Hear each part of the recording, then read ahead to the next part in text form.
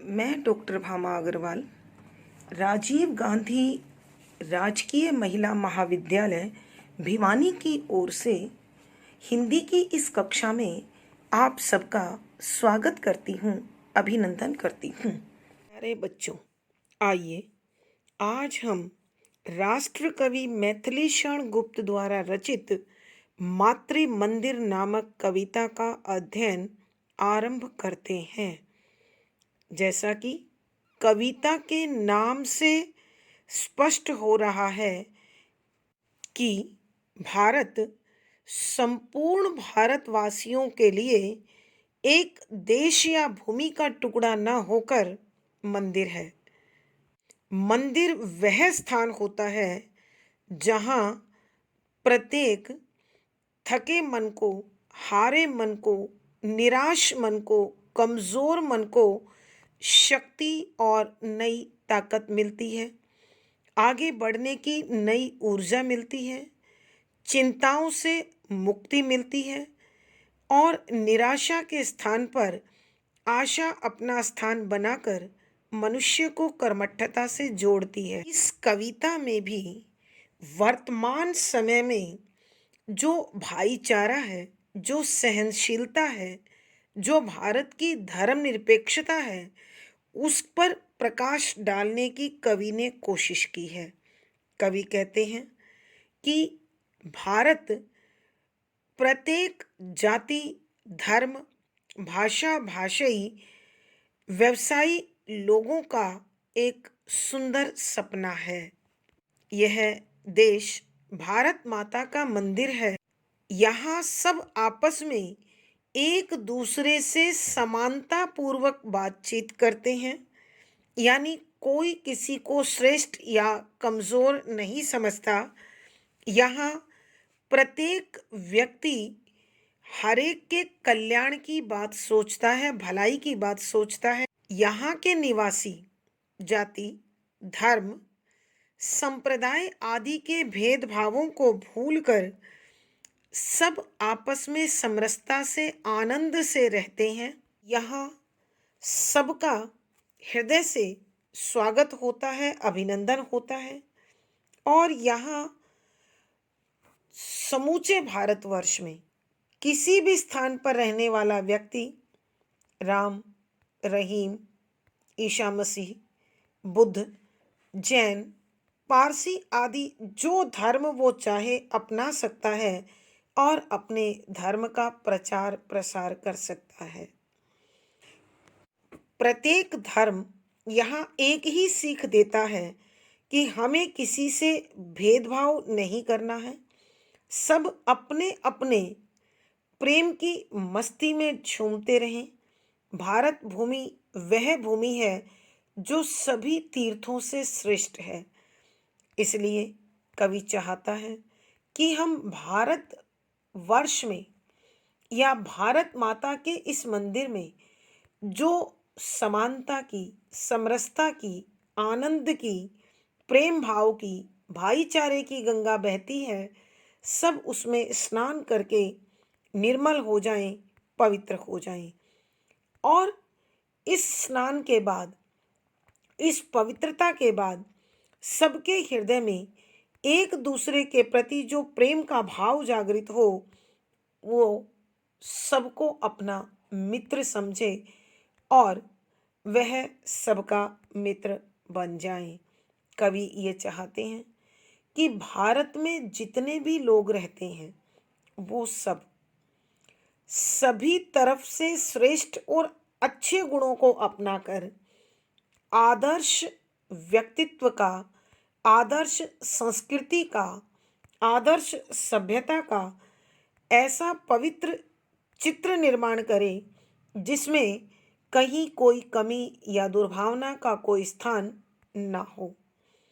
भारतवासियों के लिए यह कवि की दृष्टि में किसी वरदान से कम नहीं है कि हम भारतवासियों को महात्मा गांधी जैसे सत्य और न्याय के पुजारी मिले, जिन्होंने समूचे विश्व को सत्य और अहिंसा की शक्ति का दर्शन कराया, महत्व समझाया और उसका अनुकरण करने का संदेश दिया। सारा भारतवर्ष उनका अनुयायी है।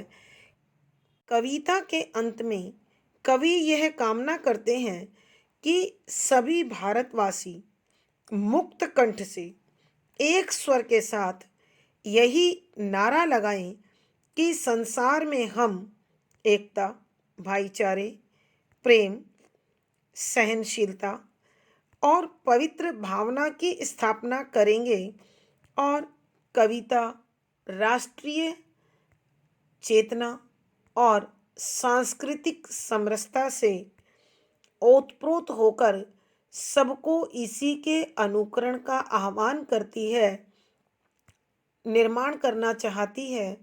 हमें सहनशील और पवित्र भावों का धनी बनाना चाहती है। संख्या 3।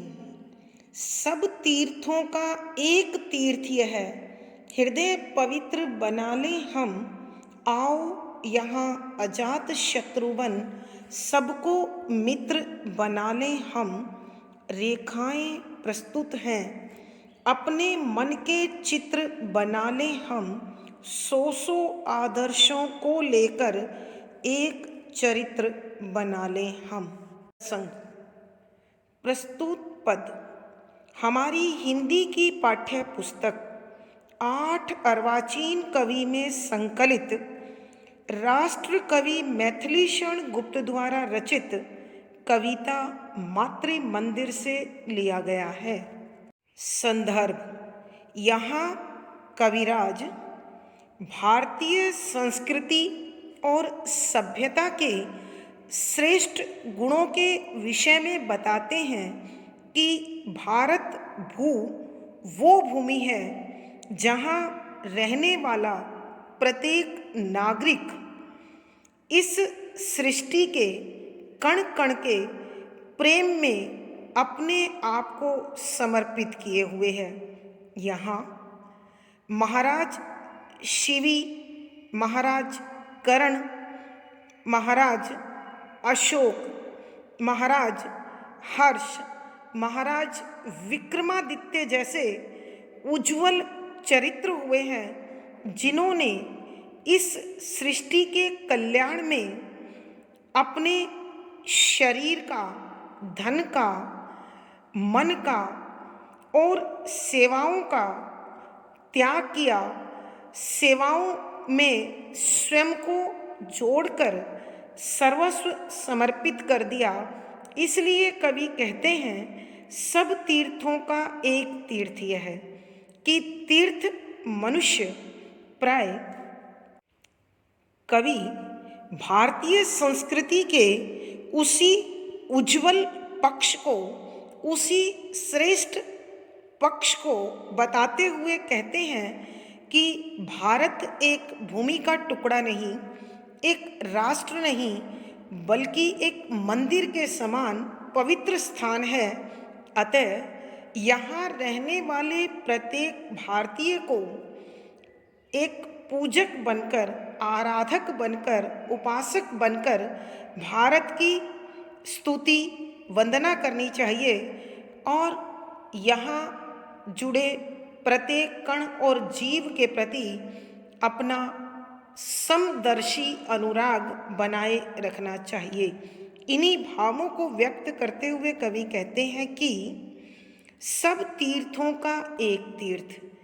प्यारे बच्चों, आप जानते हैं तीर्थ वो स्थान होता है जहाँ मनुष्य अपने चरित्र में, अपने व्यक्तित्व में, अपने आप में आई हुई निराशा, आए हुए दोष, आई हुई बुराइयों को समर्पित कर वहाँ शुद्ध संकल्प लेकर आता है, पवित्र इच्छा लेकर आता है, सर्वस्व कल्याण का संकल्प लेकर आता है।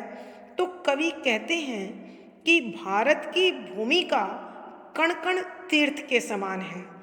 यानी भारत के किसी भी भूभाग पर, भारत के किसी भी कोने पर आप चले जाइए, वहीं आपको ईश्वर की सत्ता से जुड़े अनेक ऐसे तत्व मिलेंगे कि वहाँ जाने वाला यात्री बरबस ही ईश्वर को धन्यवाद कर उठेगा और अपने आप को धन्य मानेगा कि मैंने इस भूमि पर जन्म लिया है। इसीलिए कवि कहते हैं, हृदय पवित्र बना ले हम, कि भारत के किसी भी कोने में निवास कर रहे हों, अतः हमें अपने मन में पवित्रता का भाव हमेशा बनाए रखना चाहिए। हम पवित्र संकल्पों के साथ, पवित्र भावना के साथ अपने आप को मानवता की सेवा में समर्पित कर दें। आओ यहाँ अजात शत्रु बन। अजात शत्रु होता है जिसका कोई शत्रु पैदा ही ना हुआ हो, अर्थात जिसका कोई शत्रु नहीं है तो सब उसके मित्र हैं। इसलिए कवि कहते हैं कि हम अपने राष्ट्र में निवास करने वाले तथा अपने आसपास यानी पड़ोसी राज्यों से भी किसी प्रकार का कोई द्वेष, ईर्ष्या, घृणा, नफरत का भाव न रखें। इसलिए हम स्वयं सबके मित्र बने और सबको अपना मित्र बना लें, यानी विश्व बंधुत्व के उस भाव का प्रचार प्रसार करें जिसके अंतर्गत यह समूची पृथ्वी हमारी माता है और पृथ्वी पर निवास करने वाले सभी जीव हमारे अपने सहोदर या सहोदरा अर्थात अपने भाई अथवा बहन हैं। अतः कवि की इच्छा है कि हम सभी को अपना मित्र जानकर सबसे प्रेम का व्यवहार करें। रेखाएं प्रस्तुत हैं कि कवि कहते हैं, यह सत्य है, समूचे विश्व में अनेक देश अपनी अपनी सीमाओं के साथ जुड़े हुए हैं, लेकिन ये सीमाएं केवल व्यवस्था के लिए की गई हैं, देखभाल के लिए की गई हैं, रख रखाव के लिए किए गए हैं। आदर्श गुणों की कोई सीमा नहीं होती, महापुरुषों की कोई सीमा नहीं होती। बच्चों, आप लोगों ने सुन रखा होगा, राजा अपने क्षेत्र में पूजा जाता है जबकि विद्वान पूरी पृथ्वी पर पूजे जाते हैं। तो प्रत्येक देश के पास श्रेष्ठ गुणों से युक्त महापुरुष हैं, उनकी कोई सीमा नहीं है।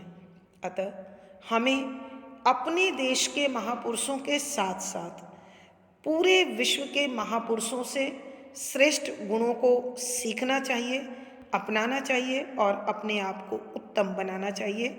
इसीलिए कवि कहते हैं, सौ आदर्शों को लेकर कि हम जहाँ भी हमें गुण मिले, ज्ञान मिले, ध्यान मिले, हमें वो अपने चरित्र में शामिल करके अपने आप को अत्यंत उज्जवल, श्रेष्ठ, आदर्श, विशिष्ट व्यक्तित्व का निर्माण करना चाहिए। वो विशिष्ट व्यक्तित्व ऐसा हो जिसकी किसी से शत्रुता ना हो, किसी से दुश्मनी ना हो, किसी से वैर भाव ना हो और किसी से कोई प्रतिस्पर्धा ना हो। अगर प्रतिस्पर्धा हो तो वो एक अच्छा बनने की होड़ हो, एक खास बनने की दौड़ हो। अतः कवि के कहने का भावार्थ यह है कि भारत में रहने वाले प्रत्येक नागरिक को हमेशा अपने आप को उन्नति की ओर ले जाते हुए प्रयास में लगे रहना चाहिए। विशेष यहाँ कवि भारत को पवित्र तीर्थ स्थान कह रहे हैं और वो चाहते हैं कि भारत एक ऐसा राष्ट्र बने जहाँ चहुँ ओर सुख हो, शांति हो और सर्वस्व कल्याण की भावना हो। इसलिए कवि भारत को एक आदर्श राष्ट्र के रूप में देखना चाहते हैं। शुद्ध साहित्यिक खड़ी बोली का प्रयोग है। अभिधा शब्द शक्ति है, दृश्य बिंब है, शांत रस है, प्रसाद गुण है, चतुष्पदी छंद का प्रयोग है, इसलिए गे शैली है। अलंकार बच्चों सब तीर्थों का एक तीर्थ। उल्लेख अलंकार भी है, रूपक अलंकार भी है और विशेषोक्ति अलंकार भी है। आओ, संबोधन अलंकार है। पुनरुक्ति प्रकाश सौ में है, तो यहाँ बच्चों अनुप्रास है, विशेषोक्ति अलंकार है, उल्लेख अलंकार है, रूपक अलंकार है, संबोधन अलंकार है, पुनरुक्ति प्रकाश आदि अलंकारों का सुंदर सटीक प्रयोग हुआ है।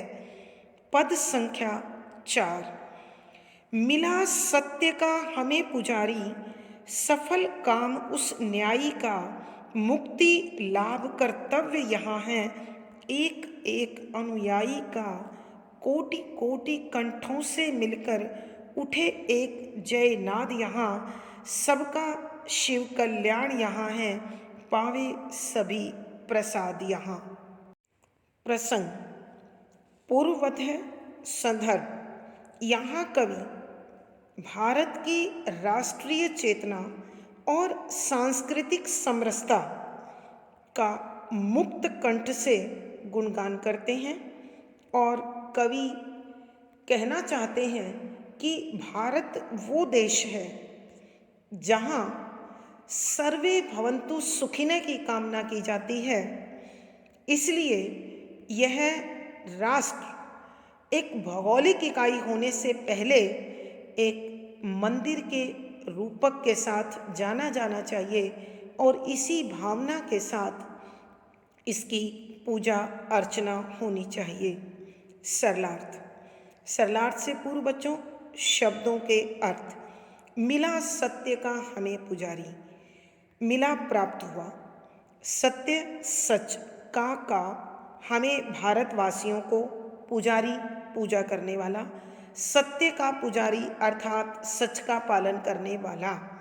यहाँ संकेत बच्चों महात्मा गांधी की ओर है। सफल काम उस न्यायी का, सफल माने सफलता प्राप्त की, काम उसके कार्य ने, न्यायी न्यायप्रिय, कि महात्मा गांधी अत्यंत न्यायप्रिय व्यक्ति थे।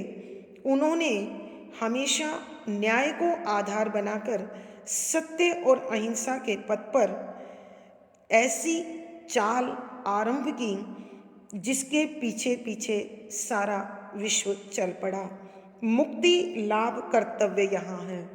मुक्ति अर्थ होता है मोक्ष, लाभ फायदा, कर्तव्य कार्यों का यहाँ भारत में है एक एक अनुयायी का, कि हर वो शिष्य जो महात्मा गांधी के संकल्पों पर चलने के लिए दृढ़ संकल्प है, उन सबके तथा महात्मा गांधी के प्रयासों के कारण ही भारत को स्वतंत्रता रूपी अनमोल मणि प्राप्त हुई।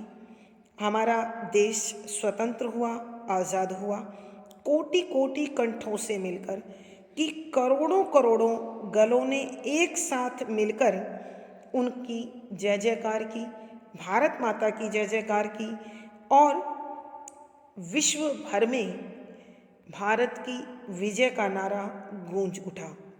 क्योंकि सबका शिव कल्याण यहाँ, कि भारतवर्ष में निवास करने वाले प्रत्येक भारतवासी के लिए एक ही संकल्प है जिसके अंतर्गत समूची पृथ्वी का कल्याण, समूची पृथ्वी की मुक्ति, यही कामना रहती है। इसीलिए यहाँ रहने वाले प्रत्येक व्यक्ति पर ईश्वर की कृपा बनी रहती है। वह मन की शांति पाता है, उसकी आत्मा को संतोष मिलता है, उसे कोई अभाव, चिंता, परेशानी और विकार छू भी नहीं पाते हैं। तो कवि के कहने का भावार्थ यह है कि भारत माता का यह देश एक मंदिर के समान है। यहाँ प्रत्येक जाति, धर्म, वर्ग, क्षेत्र, भाषा, भाषाई सभी को पूर्ण अधिकार प्राप्त है और सब अपनी अपनी इच्छा से स्वतंत्रता पूर्वक प्रसन्नता से जीवन जी सकते हैं। विशेष भारत की राष्ट्रीय चेतना और सांस्कृतिक समरसता का यहाँ वर्णन किया गया है। शुद्ध साहित्यिक खड़ी बोली का प्रयोग है, शांत रस है, प्रसाद गुण है, चतुष्पदी छंद का प्रयोग हुआ है, गेय शैली है, अभिधा शब्द शक्ति है। अब अलंकार देखें बच्चों, एक एक कोटि कोटि पुनरुक्ति प्रकाश अलंकार, अनुप्रास अलंकार सब जगह होता है, जय नाद पदमैत्री अलंकार, यानी इस पद में अनुप्रास है, उल्लेख है, पुनरुक्ति प्रकाश अलंकार है, संदेश आदि सुंदर अलंकारों की छटा बनी हुई है। धन्यवाद बच्चों, आज की कक्षा में बस इतना ही।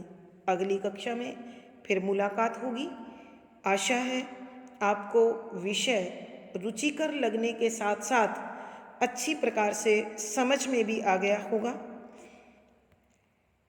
इसलिए वीडियो को लाइक करें, शेयर करें, चैनल सब्सक्राइब करें।